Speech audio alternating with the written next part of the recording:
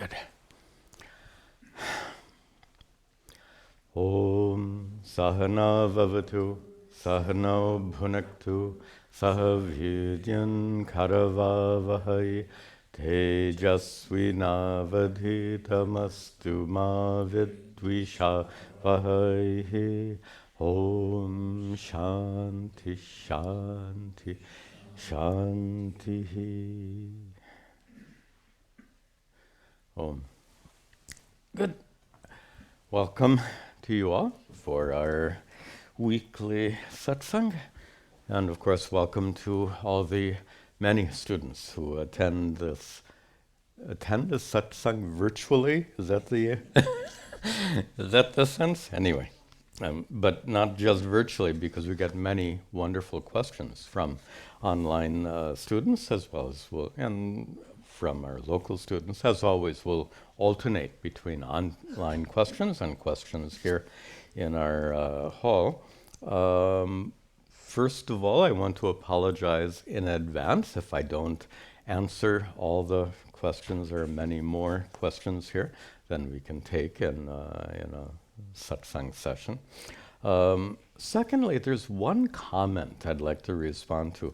All the videos I post are open to comments. I don't restrict comments on any of them. I think any inappropriate comments with bad language, etc., get automatically deleted. But other than that, all the comments come. And I don't respond. I read everyone. I read every single comment. I respond to none of them, but I read them all. There are too many to respond to. And here's an interesting a comment I'd like to respond to here in our satsang. This is a comment. This is a comment on my video about pronunciation of Om, because it's becoming very popular nowadays.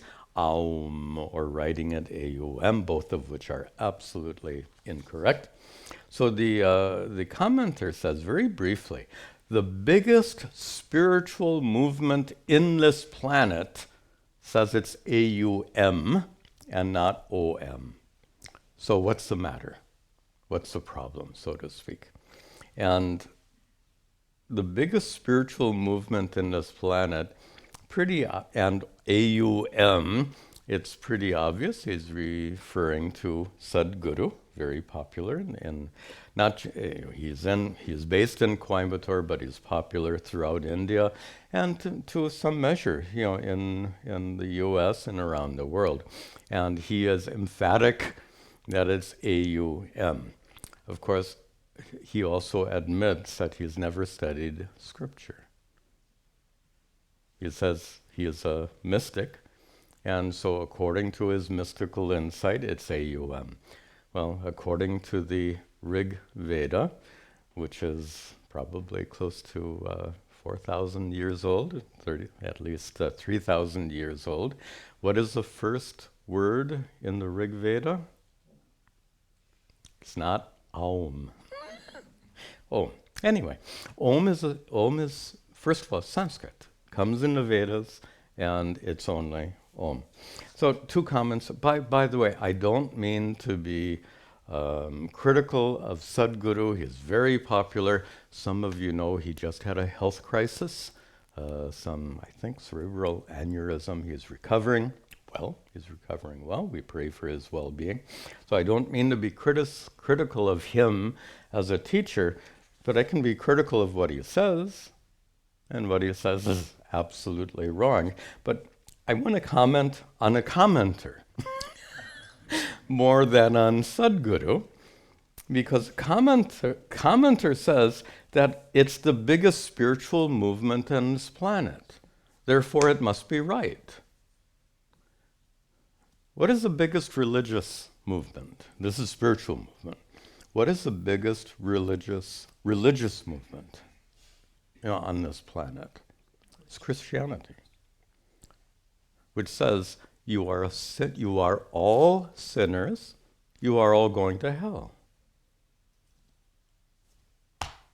Because the biggest religious movement on the planet says so, does it make it true? That's my point.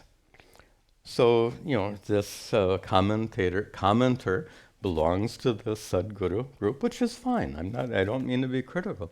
But it's kind of a mistake in thinking to assume that because you belong to the biggest spiritual movement on this planet, that everything that is taught in your spiritual movement is the absolute truth. That's not an appropriate conclusion. Okay, enough said. Then, first question, we'll take online questions first, from Stuart, who lives in the Midwest US someplace, I don't remember. He said, what Vedanta says, the revelations, I'll paraphrase a little bit, the revelations of Advaita Vedanta are either consistent with or uncontradicted by logic and experience. We've talked about Shruti, Yukti, Anubhava. Shruti, scriptural statements, are consistent with Yukti, reasoning, and Anubhava, experience, and Stewart understands this well. His question, though, is many materialist philosophers and scientists would argue that their position is that matter is the ultimate reality. They would also argue that their teaching is aligned with or uncontradicted by experience and logic. So just as Vedanta says that whatever is revealed by scripture is consistent with experience and reasoning, then the materialists can also say, oh, what we say is also consistent with experience and reasoning. So which is right, is the essence of Stewart's question. I think there might be a wrong assumption here. What is taught by materialists is that everything is stuff, matter. Is that consistent with your experience? I don't get that. I think that that's a wrong assumption. A fundamental assumption that a problem in materialism that even materialists still struggle with the problem of consciousness and experience. No, they try to wave it off. Yeah, anyway, let me be a little bit more clear in my response. What the materialists teach, that all is nothing but matter, is, as far as I can tell, absolutely inconsistent with your personal experience. Because your experience is utterly unlike stuff, matter. Stuff, matter is known to you. You are the conscious observer. These are absolutely different realities, knower and known, to go back to our earlier class. So I would suggest that what the materialists teach is absolutely inconsistent with experience. I suppose it can be logically supported, but there's no logic. Experience doesn't support it. In fact, they struggle with experience. How does a materialist explain conscious experience? They have a bunch of theories that are either silly or unprovable. So one example of a silly theory is you're not conscious. That's a serious contention they make. You think you're conscious, but you're really not. Huh? To me, that doesn't make any sense at all. They claim that what you call consciousness, awareness, the ability to observe, they say it's not what you think it is. You have misunderstood what it is to be conscious. So I think that's an extremely weak position, and it's not held by many materialists, but some profess that. A more common approach of materialism is to say that somehow consciousness is a product of brain activity. This is mainstream materialism, that somehow the activities of your brain produce consciousness. Ask any materialist, can you demonstrate that? And they will all agree, no. And if you press them a little bit further, is it available for demonstration? Is it provable? I'll bore you just with a moment of science. A scientific theory is valid only if it can be proven or disproved. Any theory that can't be proven or disproved is not a valid theory. It's rejected universally by all scientists and philosophers. In order for anything to be considered, it has to be available for proof or disproof. When a materialist says that consciousness is a product of brain activity, two observations. One, it's not proved. Two, it cannot be proved. On analysis, it's not provable. It can't be demonstrated. So it's an invalid theory. So this is a little bit on materialism. Let's continue. This is a question from Vishaka, who lives in Virginia. She asks, she says, in the Bhagavad Gita, Lord Krishna says we should have the same attitude towards well-wishers, friends, enemies, the pious and sinners. Samatvam, he calls it. Understanding the essential divinity of all. But then in our Uddhava Gita classes, we've been talking a lot about satsang, which leads to Vishaka's question. How do we reconcile that with satsang? Lord Krishna says we should have the same attitude even towards enemies and sinners.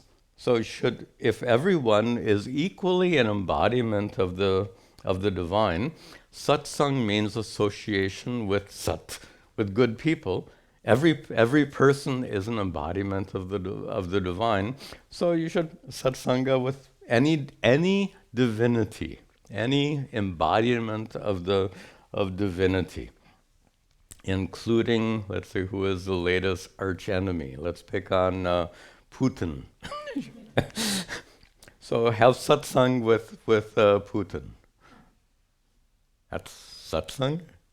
Somebody who has ordered an invasion of an innocent country and caused the death of tens of thousands of military people and civilians. So, but Putin is equally an embodiment of the divinity. So hanging out with Putin would be satsang. So the obvious, you can make out the misunderstanding. So the nature of every person is divine, without doubt. But a sadhu, satsang, in the word satsang, the word sat refers to sadhu, good person. People who are not so good are equally divine. Putin is equally divine.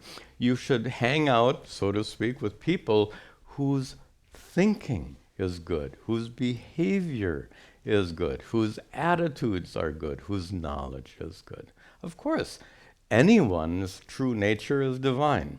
Doesn't mean you should hang out with them. It reminds me that this is something my guru used to teach, and that was, there are some people, everyone deserves love. Because this is kind of the context that he put it. He says, everyone deserves love. But he says, some people you have to love from a distance. So true. He uses the example of a cactus. You might love your cactus, but don't hug your favorite cactus. Okay, one more question here. This is from Juan Miguel, who asks, ahankara is the sense of I and mine, which exists due to superimposition, due to ignorance, we'll say. And it's the basis of the personal individual identity. And his question is this, is that ahankara invariable in each person, or, I'm paraphrasing a little bit, or does it vary according to the personal identity of that it assumes? let me explain his question a little bit. First of all, we all have a sense of individuality, ahankara. We all feel like I am here now. That's a feeling. I am here now. If you fall asleep, will you feel that? You won't feel that. If you go into some kind of trance, if I say something so profound, you just, oh, not likely. But anyway, should that happen while you're in that mystical trance, will you feel like I am here now? You won't. So that feeling, that's, I've often called it sense of individuality, is a mental event that comes and goes. We call that mental event ahankara. It's often translated as ego, but I think you can get the sense that the word ego really doesn't convey the same sense. Ahankara here is used as a technical term in Vedanta to describe that sense of individuality which can come and go.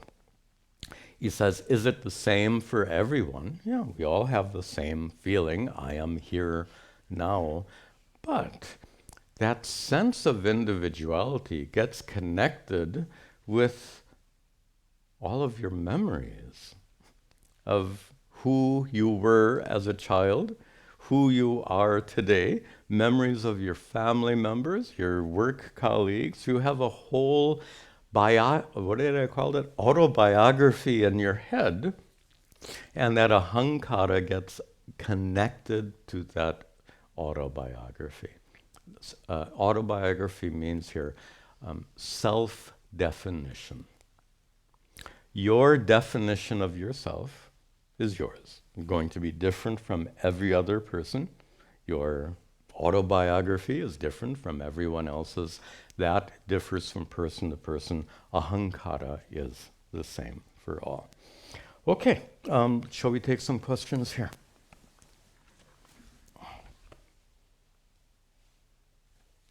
All right, I should have turned this on before.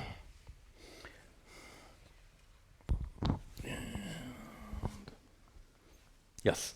So, I was watching an interview with a Buddhist monk, and he was talking about Shankaracharya. So I contacted him and showed him a few of your teachings, and he wanted me to ask you, is there any books that he could read where there's like the refutation between Buddhism and Advaita Vedanta, and he wants to know of any good biographies. So I don't know. I figured I'd just ask. Yeah, I can't give specific guidance. The refutations are usually quite technical. They're found in the Brahma Sutra Bhashya, so you can tell them that. Unfortunately, I won't say unfortunately, suggest that he read Shankara's Brahma Sutra Bhashya. That's where most of his refutation of Buddhism occurs. By the way, there are different kinds of Buddhism.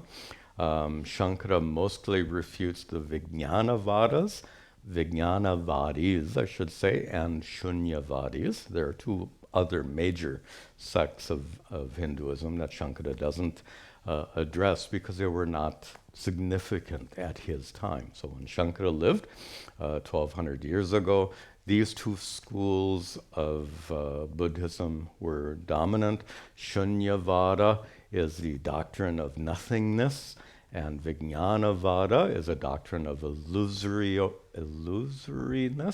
I can get the word right. And both of those doctrines are refuted in his Brahma Sutra Bhashya. To learn more about Shankara, there are a gazillion books, a lot of videos. You can start with my video on Buddhism and Shankara. It would be a good place to start. Next question. Swamiji, you have mentioned several times in your teachings that we cannot meditate on the maha vakya because it is an equation. There's no point repeating E equals mc squared, for example, like you've explained. But we don't we do it most of the time in the sense that even in our meditation yesterday, Sat Chidananda Rupoham. So many a times the Mahavakyas can be in a form with multiple sentences, but kind of the expression and meaning is like that of a Mahavakya. And moreover, when we talk of a true understanding of those, there is kind of an equation to it. Of course, we do have meditation on Ishvara as well, which is a lot of bhava and everything. But many a times we do have kind of like we did yesterday, that we do meditate on it. So is making a reference to our meditation we conducted here yesterday, which had as a mantra, Satchidananda Swarupoham. My Swarupa, I am one whose Swarupa, whose essential nature, is Satchidananda, and we recited that as a mantra. It's not a mantra, we recited it as a mantra. And the question is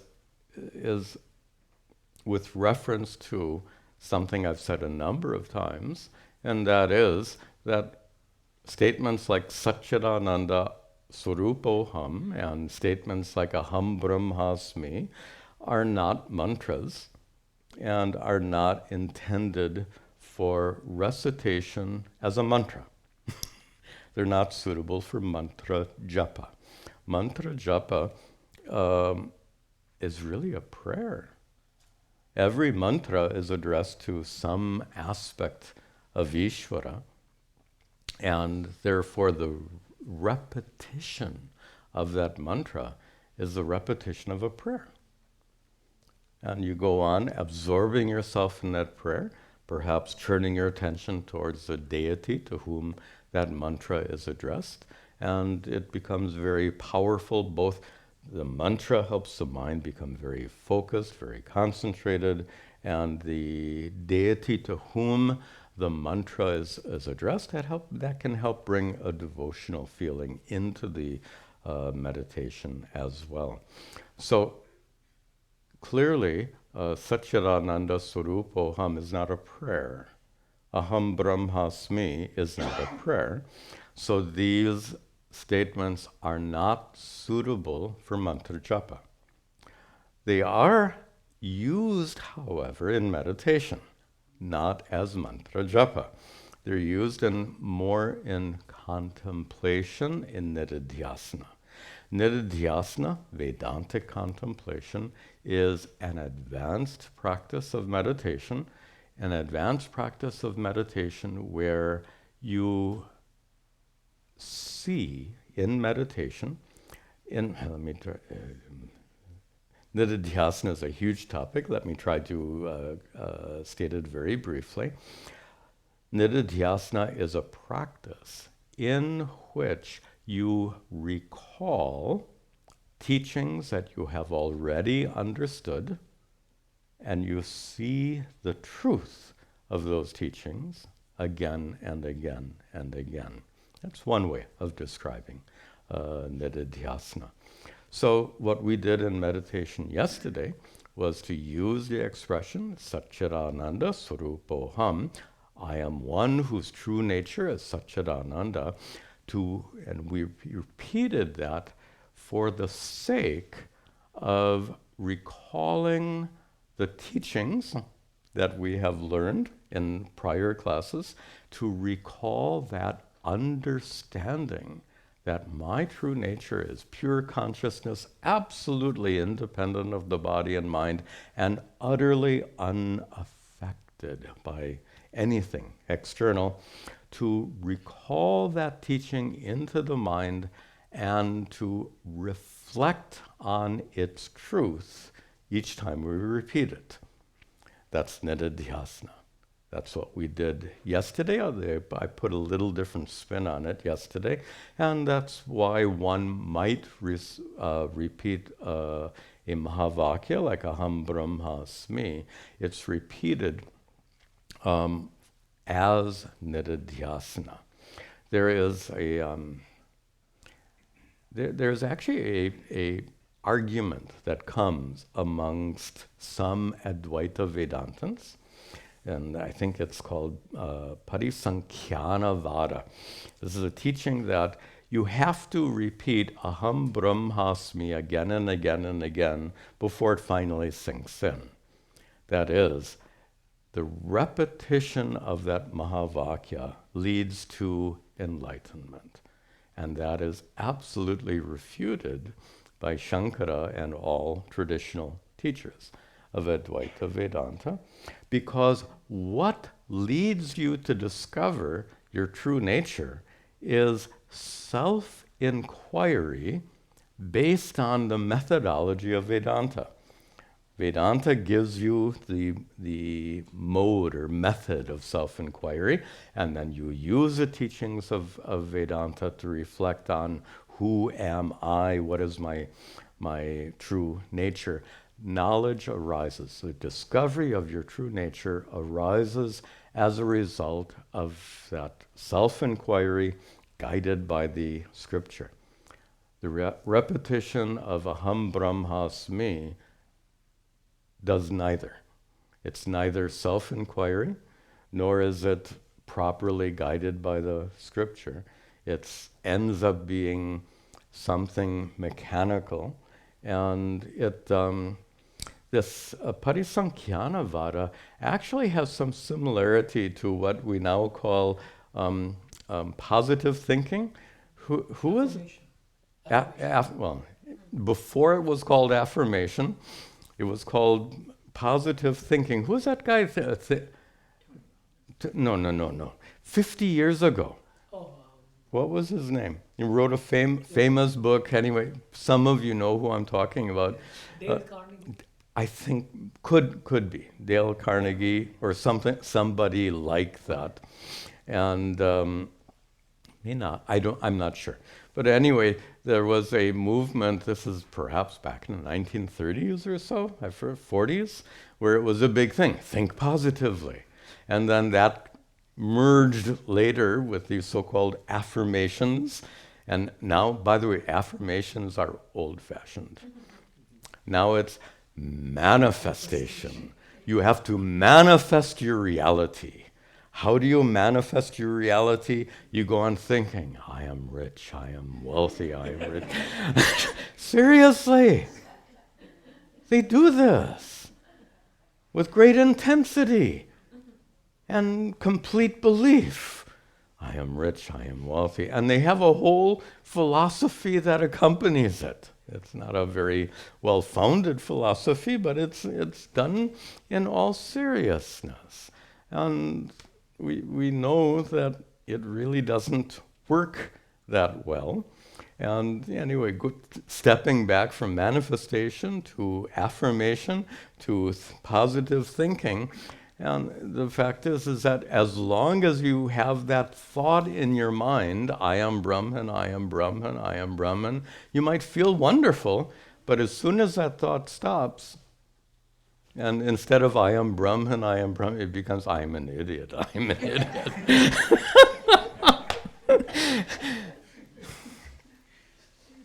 So, anyway, this is the shortcoming of that Parisankhyanavada vada, positive thinking. So Mahavakyas are not recited in that way. Mahavakya can be used for nididhyasana, but that's not technically mantra japa. You're not meditating on the Mahavakya in the same way as you would meditate on a mantra. Any follow-up? Okay. Another question here? Raise your hand. Okay, we'll take a question on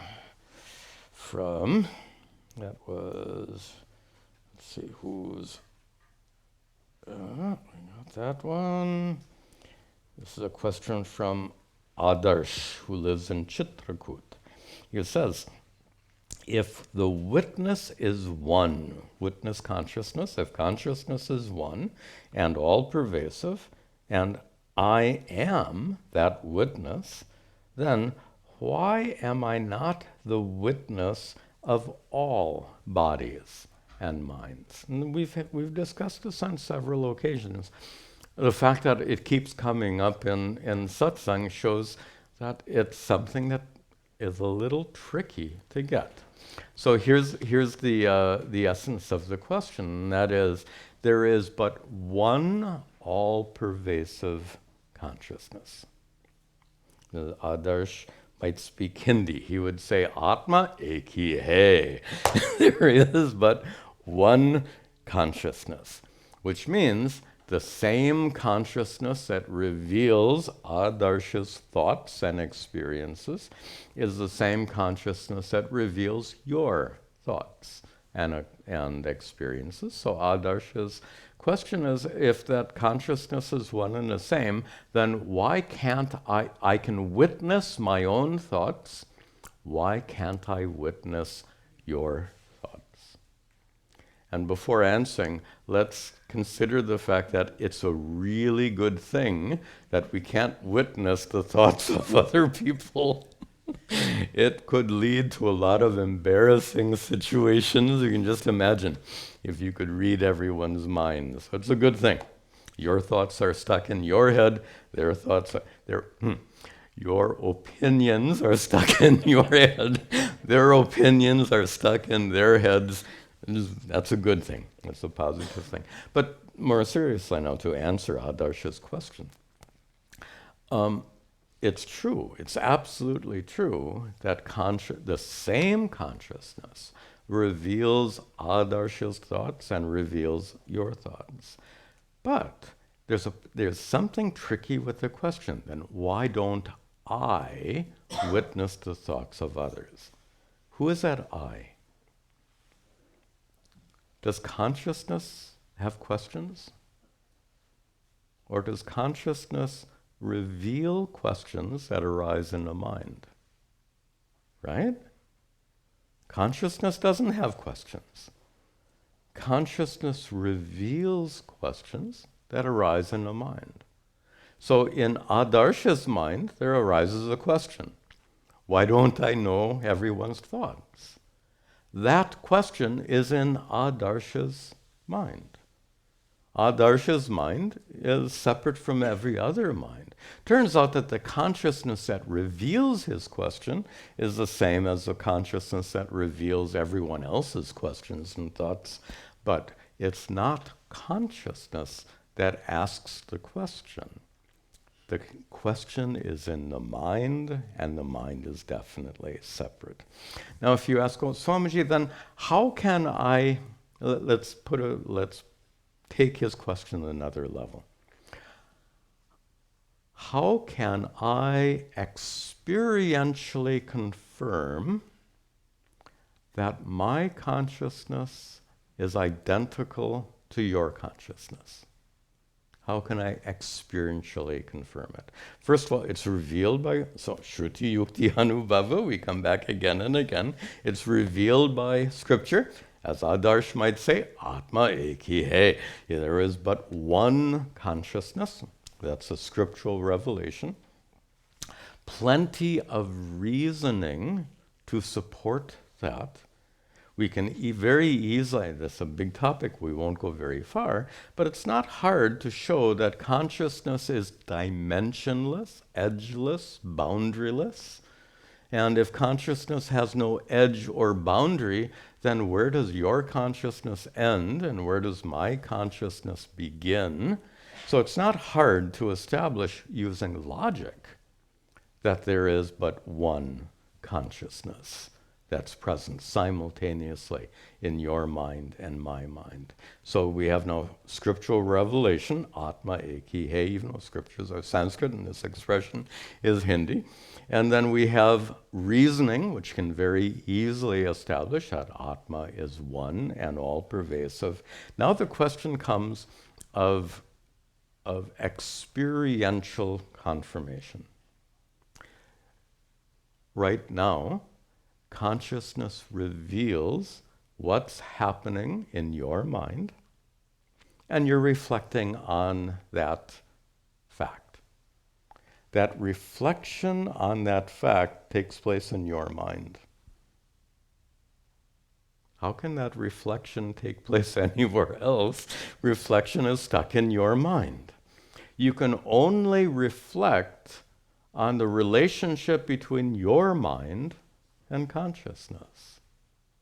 It's not possible to reflect on the relationship between my mind and consciousness, because our minds are separate. Philosophers call them private realities. My experience is known only to me. Your experience is known only to you. So, even though the same consciousness,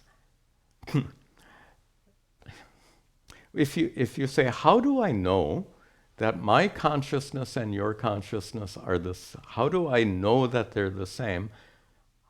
I would turn it around and say, how do you know that they're different? How would you demonstrate to me that it's a different consciousness revealing your thoughts and a different consciousness revealing my thoughts? Well, turn it around. Show me how that's true.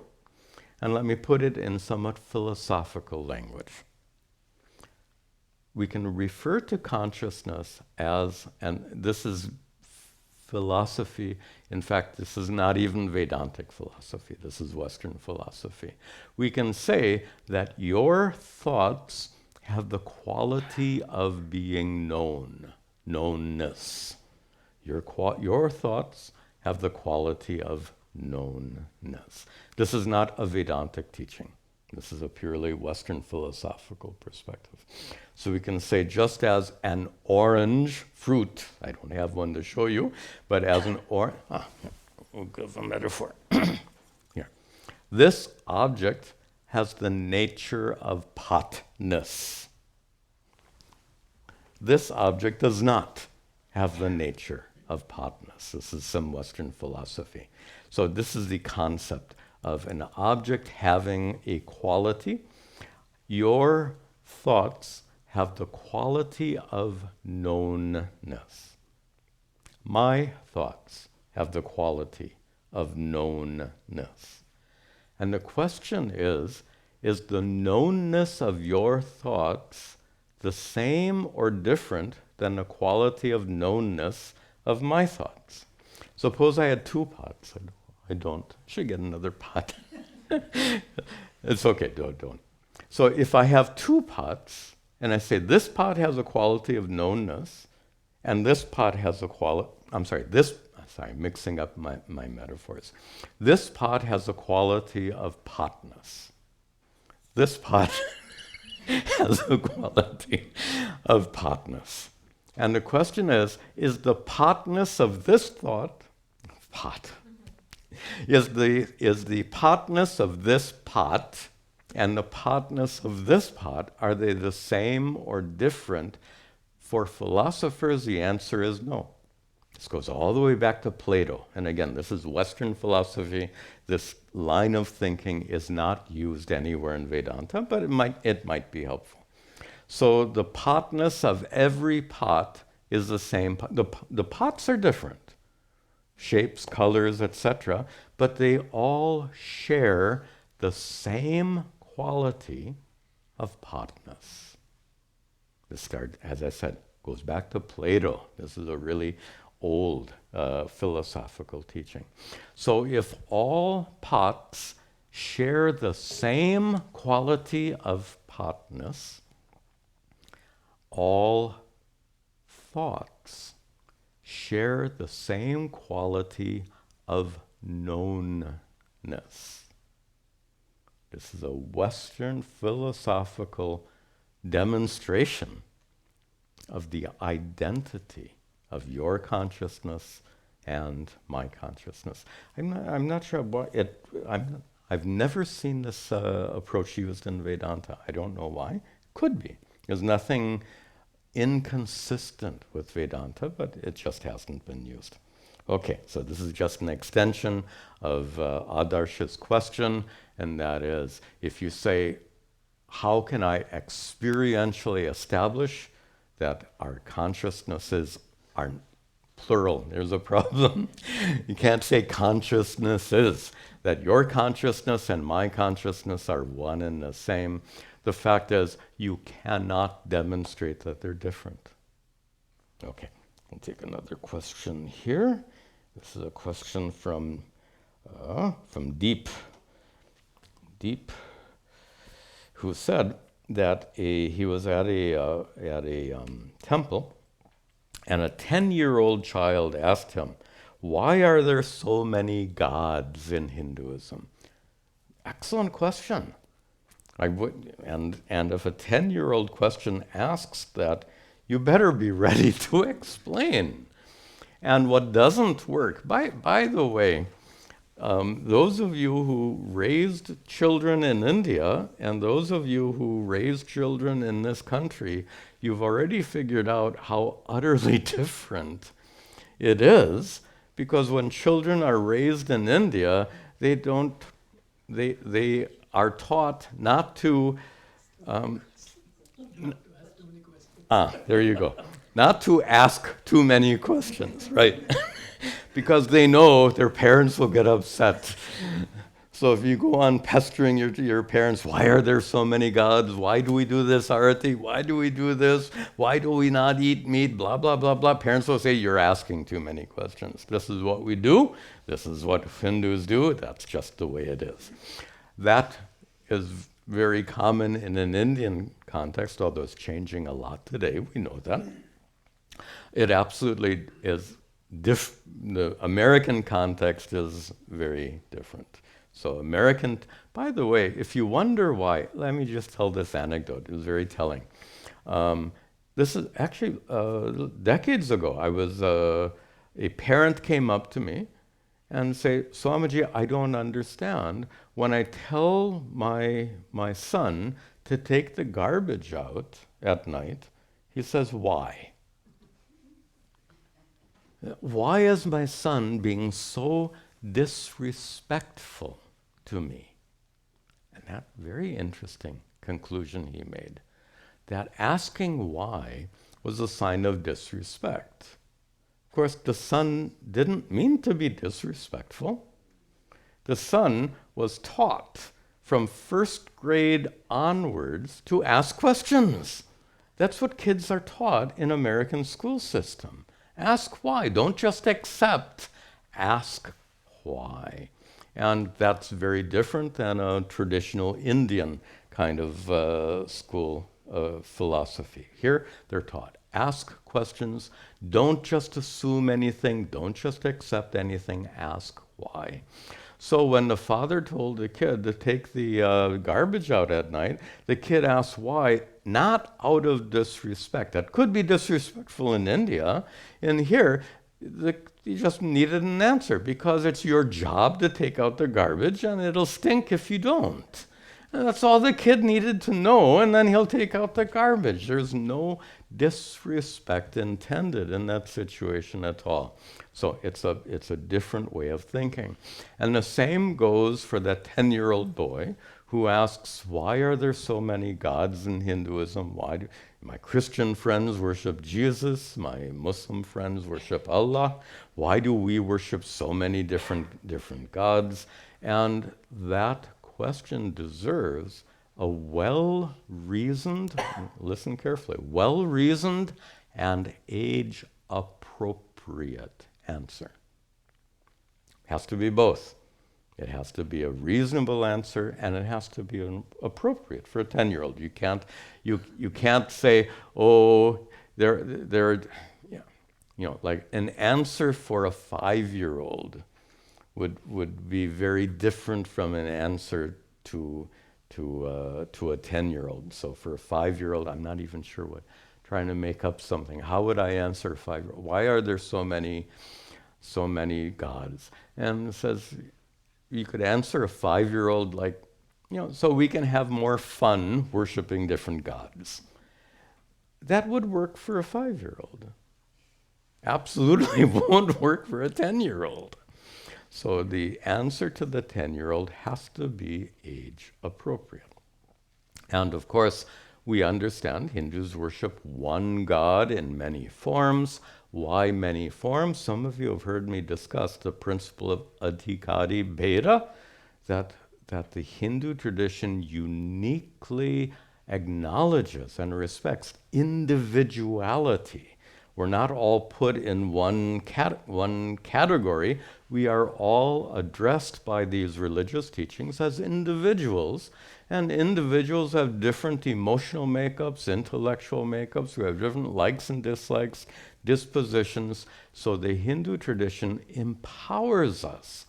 The specific teaching is Ishta Devata, empowers us with the ability to choose a particular representation of God that we find helpful for the sake of prayer and worship.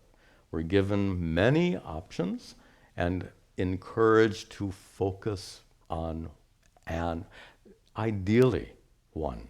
Ideally, there should be one Ishta Devata, one chosen aspect of Ishvara that you focus your prayers and worship on. This is the idea. Now, you could tell that to the 10, what I just explained could be taught to a 10-year-old, could it not? And here's how to teach this principle of adhikari bheda is a little bit complicated. You obviously wouldn't use those expressions for a 10-year-old. How could you teach it to a 10-year-old?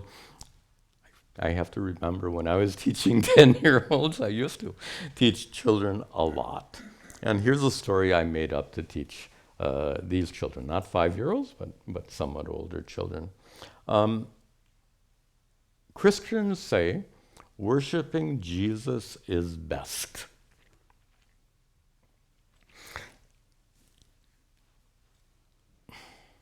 What would I have to, give me just a minute, this is decades that I told this story. So I asked this child, suppose you go into a restaurant and on the menu of the restaurant, there is one item, creamed spinach. And there's something about creamed spinach that makes children cringe. I don't know what it is. Anyway, they cringe. So every item on, creamed spinach with bread, creamed spinach with salad, cream. Anyway, every item on this menu is creamed spinach.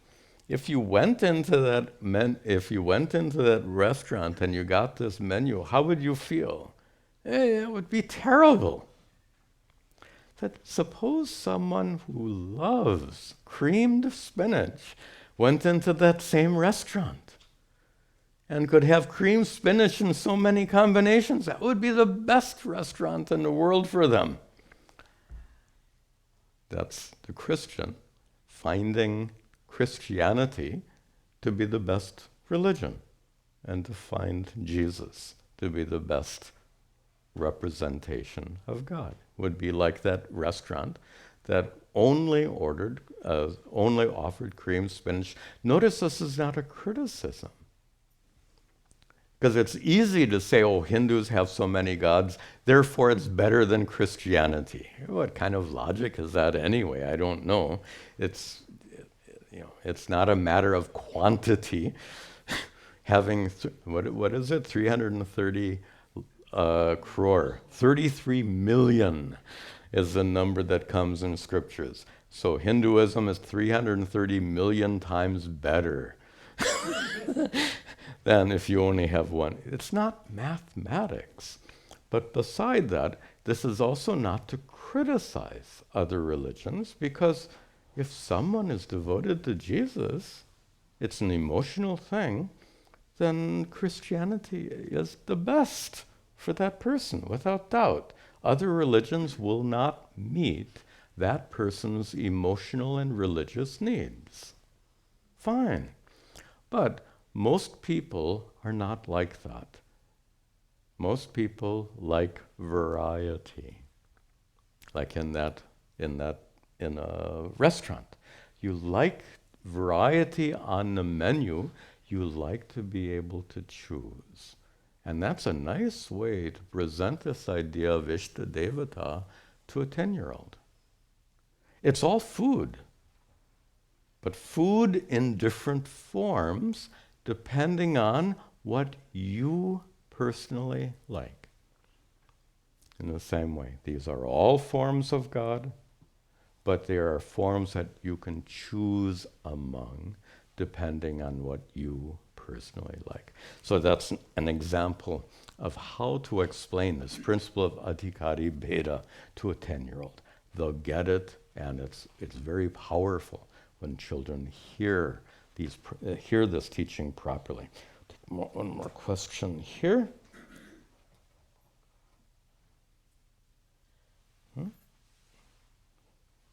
See more. Okay. This is a question from Ramesh, who lives in Nepal. He asks, is it possible to achieve enlightenment through karma yoga by transforming daily chores into spiritual practice? So clearly Ramesh understands karma yoga properly.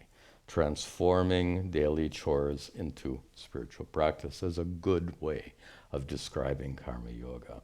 His question, though, is it possible to gain enlightenment through karma yoga alone? We have to add that word because that's implied by his question. And to answer that question, we have to reflect momentarily on what is enlightenment. And here we get this amazing teachings of the ancient rishis, that is, your true nature is already divine. Your true nature is already Satchidananda Atma.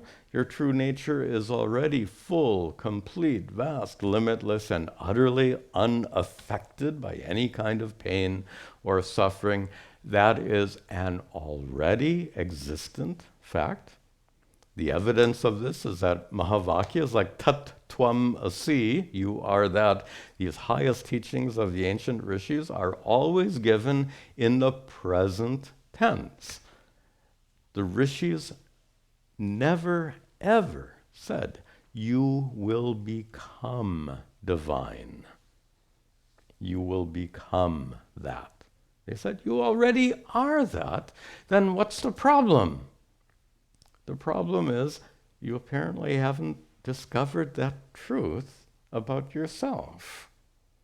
And the reason for that, and the most common explanation, is that your true nature, even though it's present within you now, it is as though hidden by a so-called veil of ignorance. Already present, but not recognized.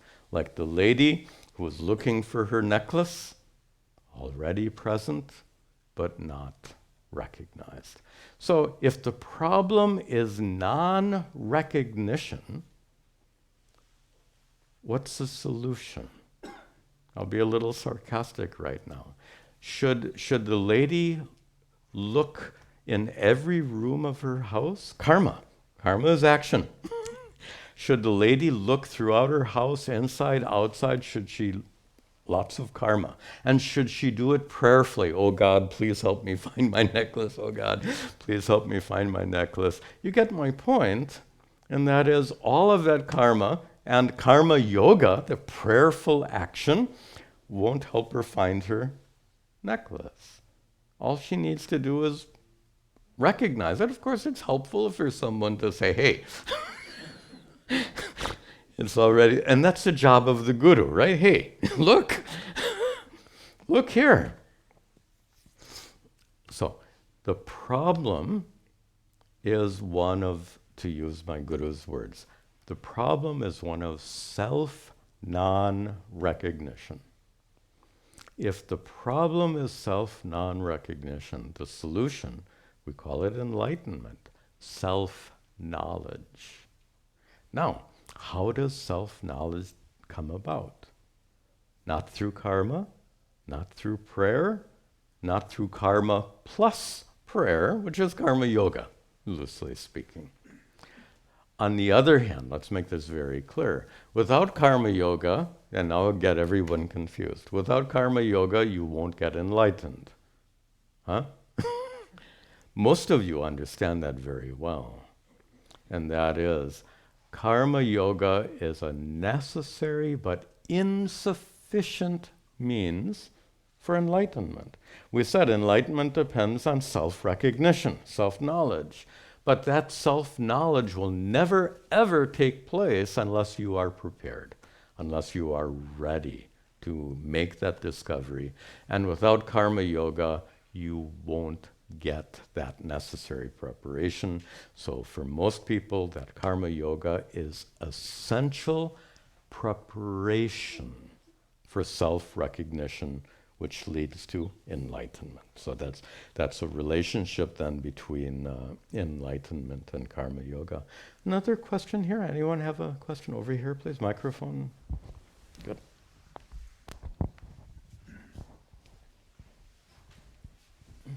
Namaste, Swamiji. Yes. I have a follow-up question about one of the online participants' question. So it was about our inability to access each other's mental activities, although the consciousness is one. But we have heard many references from the scriptures about these mystic powers where like yogis are able to manifest different siddhis, and one of them is like accessing thoughts of other persons. Absolutely. So how does this thing work? Good. All right. So we've made it very clear from our prior discussion that your consciousness isn't, first of all, your consciousness is not yours. There is one all-pervasive consciousness. And further, that because your process of reflection, thinking, analysis, belongs to your mind, that there's no way for your mind to reflect on what happens in any other mind. Every mind is separate, as I said, the philosophical term, private reality. My experience is private, your experience is private. You correctly used the word inaccessible. That's the right word to use. Then, that being so, how to explain these siddhis? And perhaps the best example of siddhi means a special power. And perhaps the best example of that siddhi is actually in Patanjali's Yoga Sutras, where this is one of the specific siddhis he discusses as being the concept of power you can gain through a particular kind of samyama. Samyama is a technical term for a combination of meditation techniques. So through a particular combination of meditation techniques, you can gain this particular siddhi of being able to know the thoughts of others. Now, this is taught by Patanjali in his Yoga Sutras, which, as you all know, are separate from Advaita Vedanta. So Advaita Vedanta doesn't accept or reject. It's just different. It's a different school of thought. Now, the real question is, who attains this siddhi? The siddhi is not gained by Atma, consciousness. In fact, if I ask you, do you know my thoughts? You would tell me no. And then I would follow, how do you know that you don't know my thoughts? You are conscious of whatever is inside your mind, and inside your mind is the knowledge that I don't know anyone else's thoughts. Suppose you get the siddhi. You practice Patanjali's yoga, his combination of meditation techniques, and you gain this power of reading other people's minds, of knowing other thoughts. By the way, notice I'm deftly sidestepping the issue of whether it actually exists or not. We can come back to that in a few moments. Assuming it exists, suppose you have this power. You practice this yoga, and you can tell what I'm thinking right now. So, and then I ask you, do you know what I'm thinking right now? Yes. How do you know that you know what I'm thinking right now? You are conscious of the fact that your mind has the ability to know my thoughts. the point I'm making with all of this is that any siddhi, any special power, mystical power is a little, maybe too big a term, but any kind of power that one can gain through any kind of religious or spiritual practice, these are powers possessed by the body and mind, and not by Atma consciousness being utterly separate. The follow-up question, of course, which I sidestepped, is do these siddhis really exist? The safest answer is we don't know. I'm being really delicate here. We don't know. There is zero modern evidence. They've done so many laboratory tests, not recently, but I think back in the 60s, I think, or 70s, this was a big thing.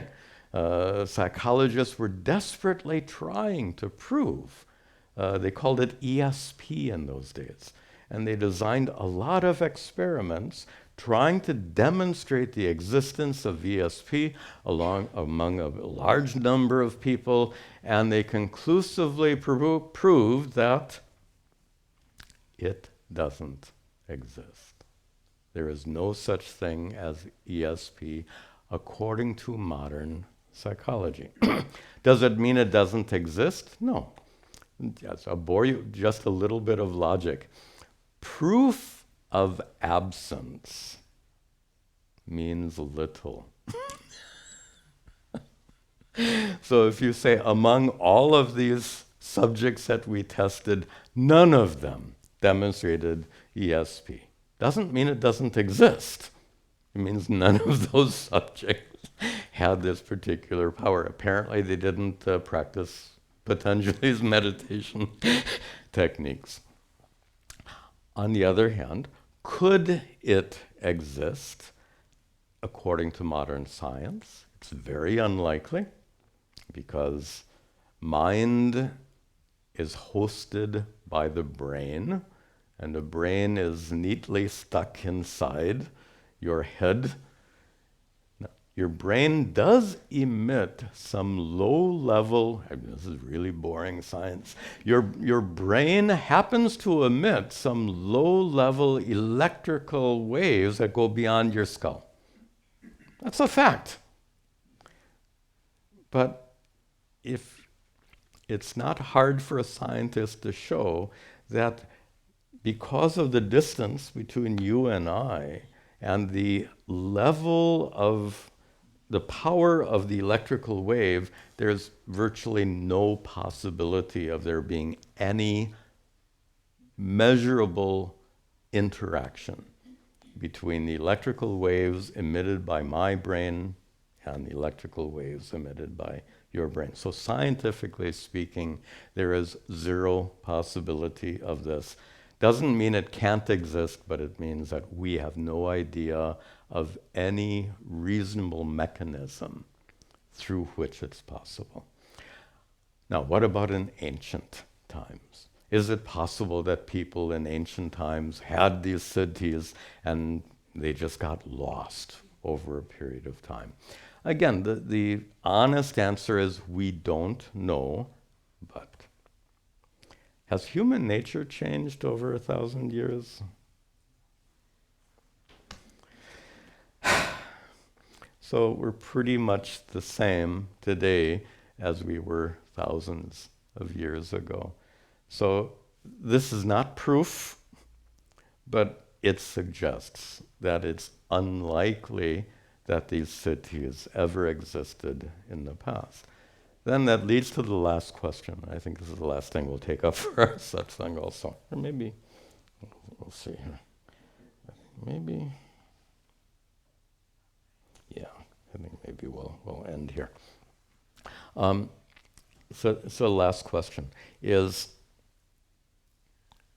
if it's extremely unlikely that such siddhis have ever existed, why are there so many stories about them? Many scriptures talking about great sages and saints doing all kinds of amazing things, not just knowing the thoughts of others, but flying through the air and creating things and all of this stuff. How are there so many stories about these great saints and sages having these siddhis if it's extremely unlikely that the siddhis ever really existed? You notice I called them stories. Stories can be historically true. Stories need not be historically true. So, and storytellers are well known for making things up. Even in modern times, some modern writers of nonfiction books have gotten in big trouble for making things up. And you cannot make things up and call it nonfiction. But the tendency for writers and authors and storytellers, the tendency is to make things up. And it's not to mislead people. That's not the point. Don't think they're being, they're being deceptive and all of this stuff. No. Storytelling is meant to engage you in the story. The story which might teach you something very important. But if the story is boring, you will never get the important message. So the storytellers of old had a responsibility to juice up their stories sufficiently so that you would find them interesting enough to listen to those stories, to read those stories, so that you could be benefited by the important messages conveyed through those stories. So just because we have all these stories about siddhis doesn't mean they're necessarily historically true stories. Any follow-up on that? Okay, that's a good place to conclude. So thank you for your questions. You can send your questions to me at swamit@arshabodha.org. Please indicate satsang questions so that I can separate out those emails. We'll conclude with our prayers. Om sarve bhavantu sukhinah, sarve santu niramayah, sarve bhadrani pashyantu, ma kaschad dukkha bhag bhavet, asato ma sadgamaya, tamaso ma jyotirgamaya, mrityor ma amritangamaya. Om shanti shanti shanti. Om. That's it. Good. See you next time.